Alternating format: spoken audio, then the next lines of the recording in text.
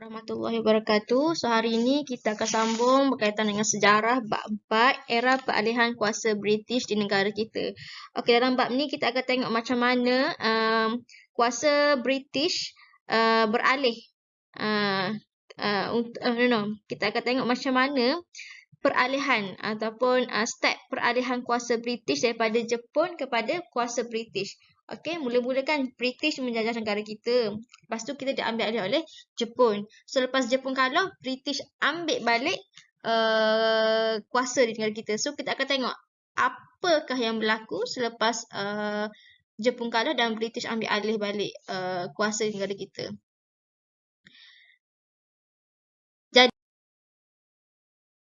Ini ialah era peralihan kuasa British di negara kita di mana kita ada 1, 2, 3, 4, 5, 6, 7 isi-isi penting ataupun 7 isu yang kita akan bincangkan dalam bab ini. Okey, pertama berkaitan dengan BMA. Okey, BMA ialah British Military Administration.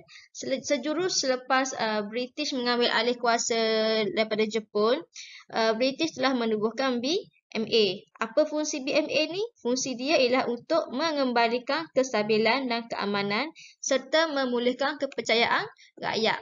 Okey, yang kedua, kita ada gagasan Malayan Union. Okey, ini semua kita akan tengok dengan lebih detail selepas ini. This is just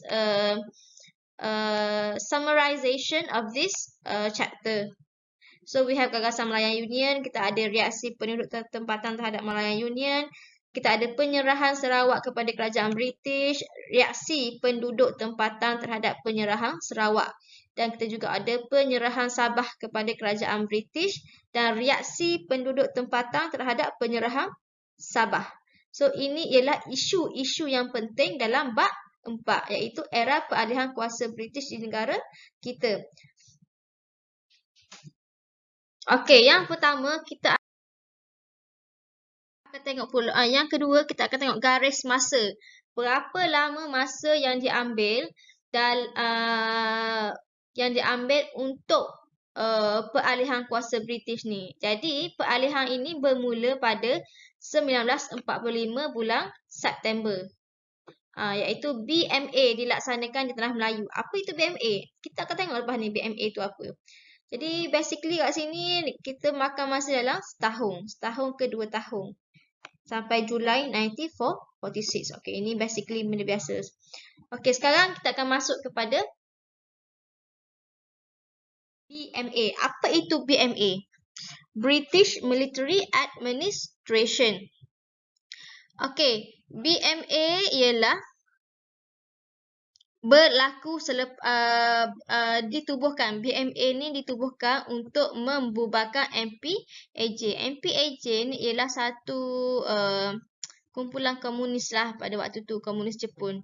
Jadi fungsi BMA ni ialah untuk mengembalikan, memulihkan keamanan dan kestabilan.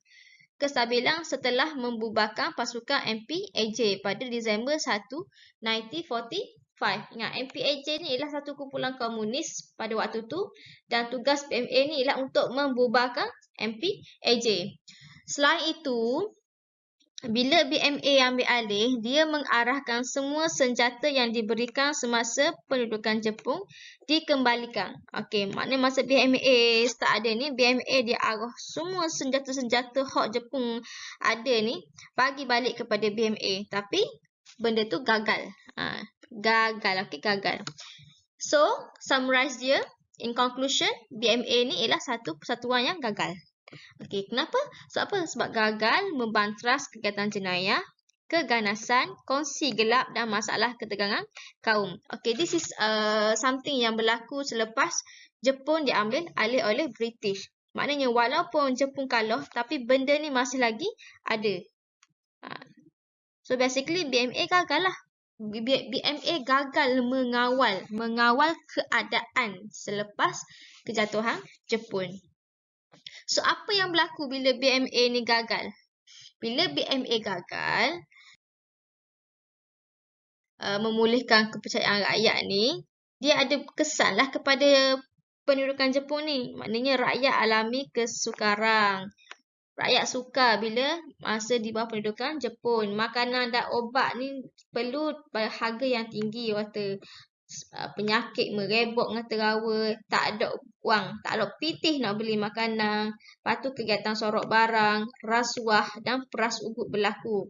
Dan pasar gelap di Kuala Lumpur semakin tidak terkawal sehingga gagal dibanteras oleh BMA. Jadi apa usaha BMA tadi ni ialah pentadbiran untuk mengembalikan kepercayaan. Jadi BMA ni pentadbiran yang untuk kembalikan kepercayaan rakyat ni.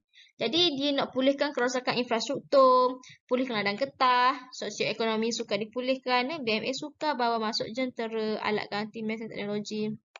Jadi ngelah kali rakyat ni hampa, rakyat ni kecewa dengan ketidakupayaan BMA.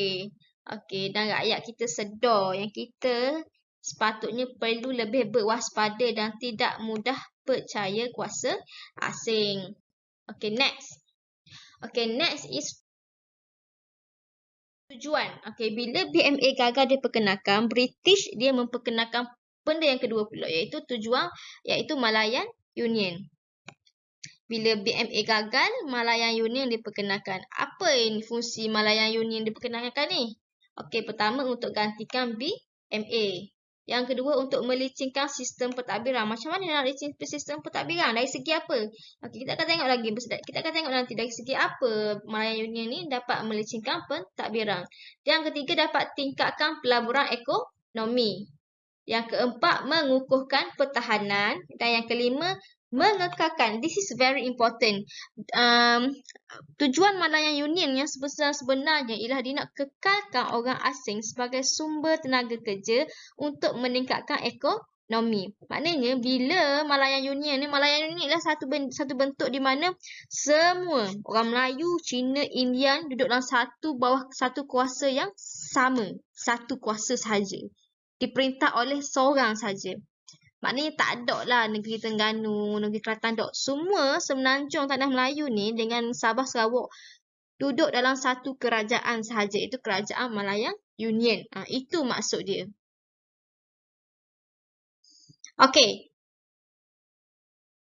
Ini ialah latar belakang belakang pembentukan Malayan Union. Okey. Malayan Union ni, unit perancang tanah Melayu diketuai oleh Major General Ralph Hone. Merangka, apa dia punya buat ni? Dia merangka pentadbiran baharu di tanah Melayu. So what we can see here is that orang asing yang merangka pentadbiran di tanah Melayu. Sebab apa? Kita punya kuasa pentadbiran diambil alih oleh mereka. Dan yang kedua, pembentangan di Parlimen British. Is it make sense? Benda yang berlaku di tanah Melayu dibentangkan di Parlimen British. Benda ni sangat tidak masuk akal. Dan orang yang terlibat juga ialah orang luar, orang England, orang British. Setiausaha tanah jajahan British George Henry Hall. Lepas dia merancang apa yang dia buat kat tanah Melayu ni, dia bentangkan perancangan dia itu dekat Parlimen British. Dan lepas tu MU ataupun Malayan Union diisytiharkan dalam warta kerajaan. Jadi, yang keempat, British ambil alih pemerintahan tanah Melayu dan pentadbiran pusat. Sebuah pentadbiran pusat ataupun kesatuan ditubuhkan di bawah jajahan British, iaitu pentadbiran pusat ni ialah Malayan Union lah. Pentadbiran berpusat ditubuhkan di bawah tanah jajahan British. Okey, ini ialah kronologi pelaksanaan Malayan Union. Bagaimana Malayan Union dilaksanakan? Okey, pertama, Februari. Unit perancangan tanah Melayu dibentuk di London. Lepas tu, 25 April, rancangan Malayan Union dibentangkan di Parlimen British. Maknanya dia ada rancangan untuk Malayan Union dibentangkan dekat British. Lepas tu, Persatuan Pelajar Melayu Britain dia telah menghantar memorandum minta hak kewarganegaraan di tanah Melayu tidak ikut prinsip jus soli. Okey, apa yang penting pada Malayan Union ni ialah jus soli sebenarnya. Jus soli ni ialah kewarganegaraan sama rata. Maknanya tak kira dia tu orang Melayu ke, orang Cina ke, orang India ke, imigran ke, Bangladesh ke, bila dia masuk tanah Melayu, dia orang menjadi rakyat tanah Melayu. Itu yang kita sebagai orang Melayu dok setuju pada waktu tu. Jadi Tan Cheng Lock dan Persatuan Cina Seberang Laut hantar memorandum berkait masa depan tanah Melayu. So, 20 Januari Kertas Putih 6274 bentangkan tertib perkara kandungan MU yang diluluskan Parlimen British. Antara konsep kesatuan bentuk pentadbiran sistem perundangan kedudukan Raja Melayu, syarat-syarat kewarganegaraan dan agama Islam. Ini ialah isu yang dibentangkan dalam Malayan Union. Agama Islam, warga negara, raja-raja, tugas raja-raja, sistem perundangan kita bagaimana dan konsep kesatuan, bentuk pentadbiran kita macam mana. Okey, rancangan Malayan Union disiarkan dalam Warta Kerajaan dan pada 1 April 1946, MU ataupun Malayan Union dilaksanakan di tanah Melayu. Maknanya bila Malayan Union dilaksanakan? 1 hari bulan 4, 1946.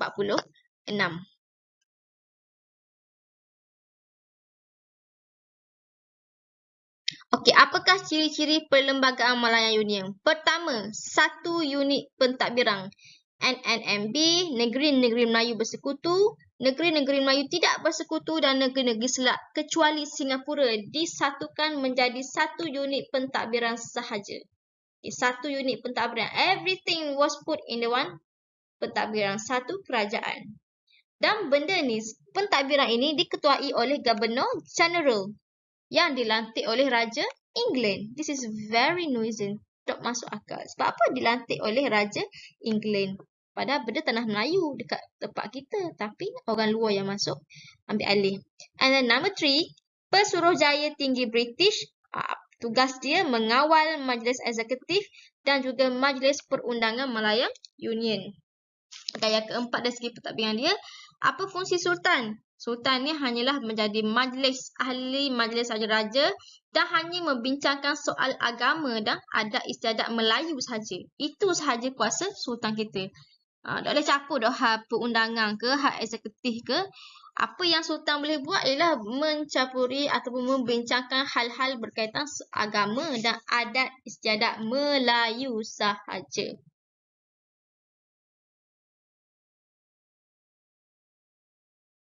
Okey, ciri-ciri perlembagaan Malayan Union. So, kita ada satu prinsip jus soli tadi tu, iaitu menjadi asas kewarganegaraan Malayan Union. Semua orang boleh jadi warga negara Malayan Union. Semua orang boleh jadi, tak kira dia tu daripada mana. Lepas tu, tempat lahir dia ialah... Okey, yang kedua, kita ada... tempat lahir, maknanya maksud prinsip jus soli ni, seluruh rakyat yang lahir dekat tanah Melayu dan Singapura diiktiraf sebagai warga Malayan Union. Tak kira lah kalau contohnya orang India ataupun dia imigran daripada India, dia nikah dengan orang Melayu. Bila anak dia beranak, anak dia lahir, anak dia tu automatically jadi warga Malayan Union. Okey, mereka yang berumur 18 tahun ke atas, berumur starting selama 10 hingga 15 tahun, diberi warga negara. Contohnya, si A ni datang daripada Bangladesh and then he stay at dekat tanah Melayu ni for 10 to 15 years. And then lepas 15 tahun dia akan mendapat warga negara sebagai warga negara tanah Melayu lah, tanah Melayu ni secara automatik. Dan untuk mereka yang berumur kurang daripada 15 tahun, kalau ibu bapa dia warga negara, dia akan diberi warga negara.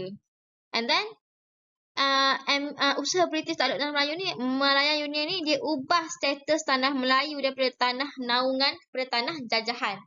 Jadi kat sini kita masih lagi dijajah.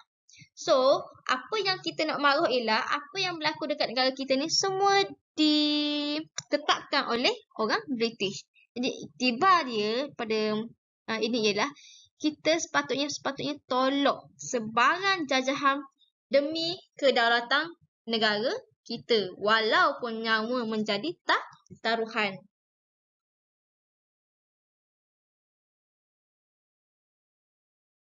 Okey, dekat sini pula 4.2.5 ni kita akan tengok untuk melaksanakan Malayan Union ni, Sir Harold MacMichael ni dia kena mendapatkan tanda tangan Sultan.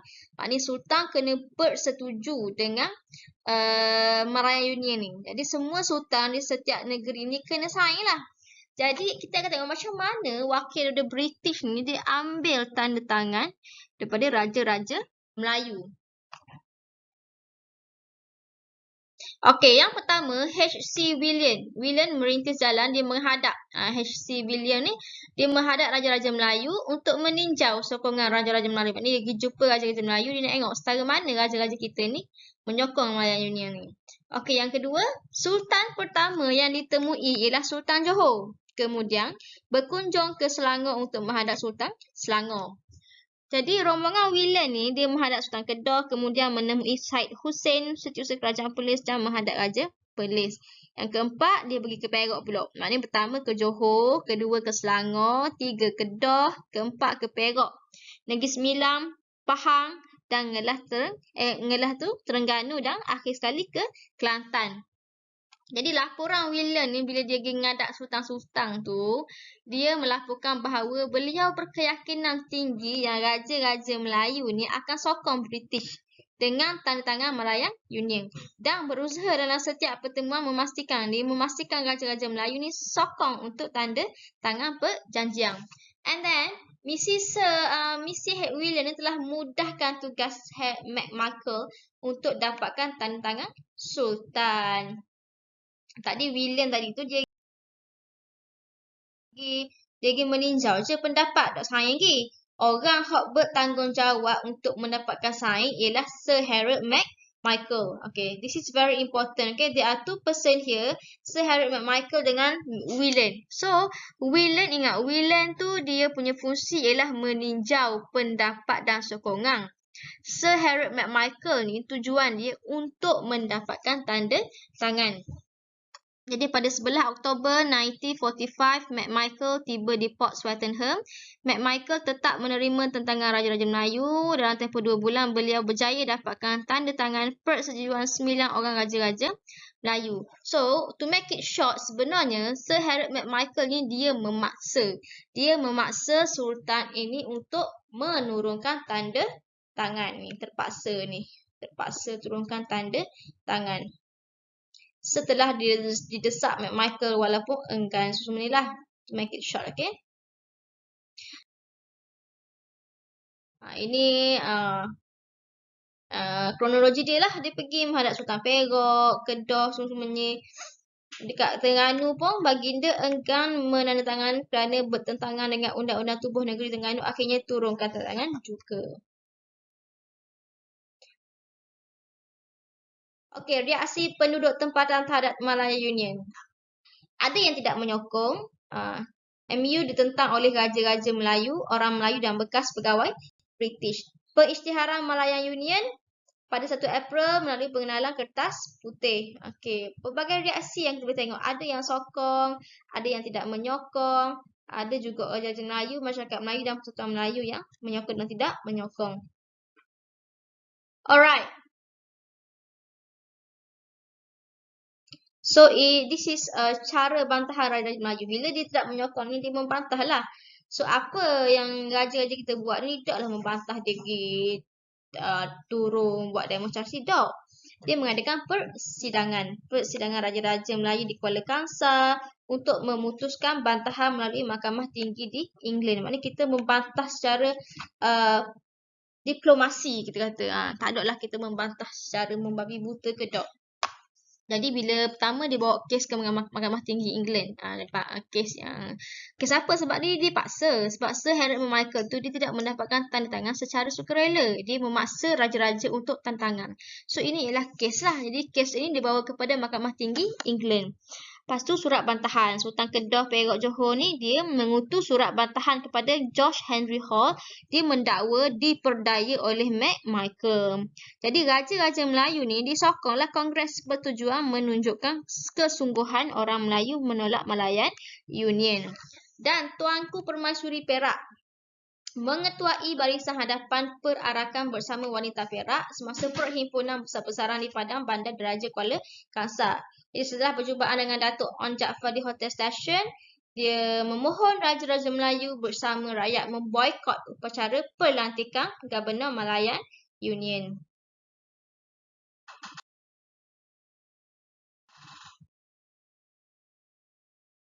Okey, kita stop sampai sini dulu. Nanti kita akan sambung di hari dan waktu yang lain. Terima kasih kerana sudi mendengar.